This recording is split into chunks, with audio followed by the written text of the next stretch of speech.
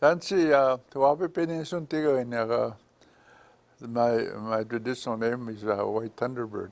But my name is Albert Tait, and I want to talk a little bit about Agiani Mutamana Psis how Hispani Gutawi Eani Magna Hispani Gutawi Wani Hat Usagi Agana.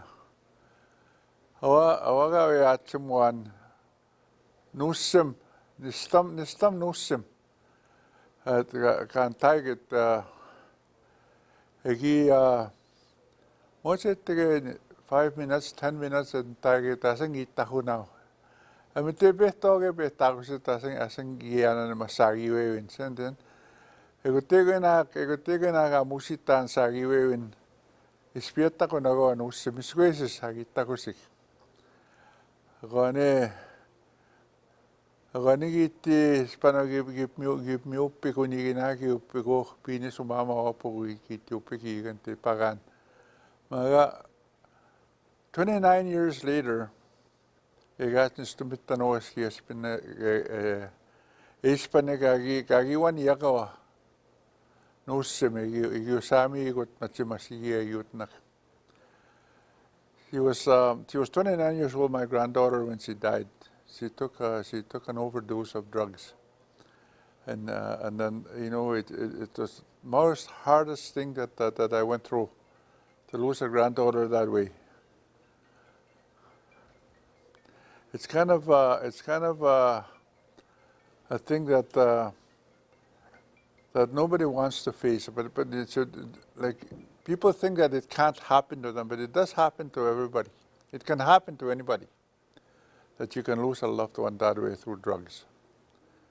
And it's really too bad. She left 4 children. She left 3 boys and 1 girl, and now those kids are growing out without their mom. That happened about 5 years ago, 4 or 5 years ago already, and they're quite big already. But to see that and to feel that pain that we went through, my wife and I. Well, the whole family went through that pain of losing her through that. But I talk about that because you can see that drug is very devastating in our community. There's a lot of people that are using drugs. Their young people are into it, and it's scary. Back a few years ago, the other thing that happened was for me in my family system was that my grandson Darcy, he was 12 years old. He was at that time that he took his own life. And that was another devastating thing that happened in my life, was losing a grandson through that. For him, it coming through a family system where there was alcohol, where there was drugs, and there was a lot of things happening, domestic violence that are happening in his home life, and then coming to live with us every once in a while, trying to tune him up. And then he was okay. Then, like every other kid, they want to go back to their mom. And then it got really confusing for him. Because, I taught him about our traditional ways. I taught him about church. I taught him about everything that he needed to know. But if you're not getting that at home, it gets kind of confusing. And he ended up taking his own life. And he was 12 years old.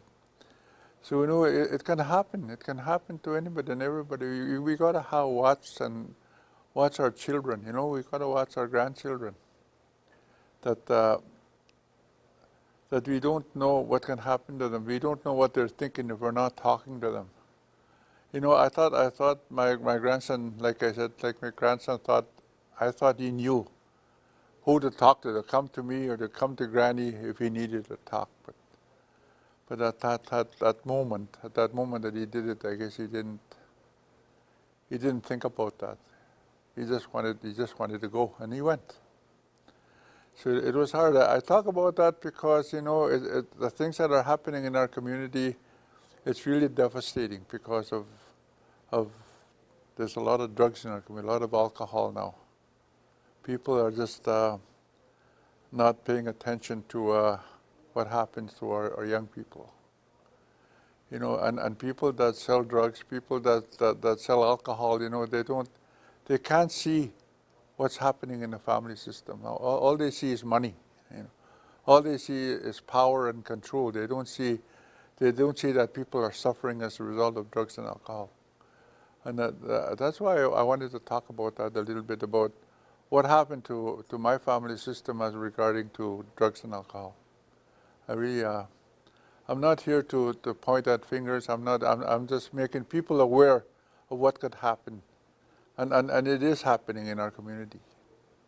I would say thank you for listening to me.